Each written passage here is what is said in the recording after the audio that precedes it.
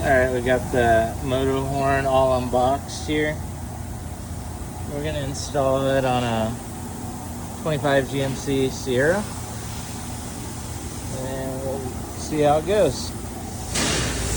So here are the stock horns. We're going to try and put the Motohorn unit in there. And then we'll splice off these wires on the stock horn for the relay. Here's with the horn off. Wires are spliced in. We'll put some shrink wrap on there.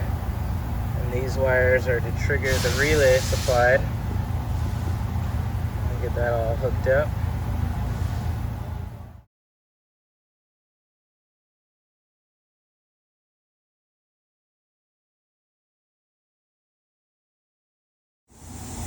Alright, so we made this bracket here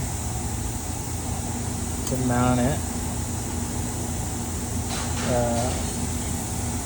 Horn mounts with 10 millimeter, and the pump mounts with a 12 millimeter.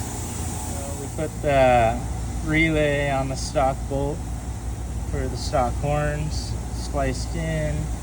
It's going to go to the battery here. The other side of the relay is going to go to the pump. Got it all wired up here. Got the zip ties.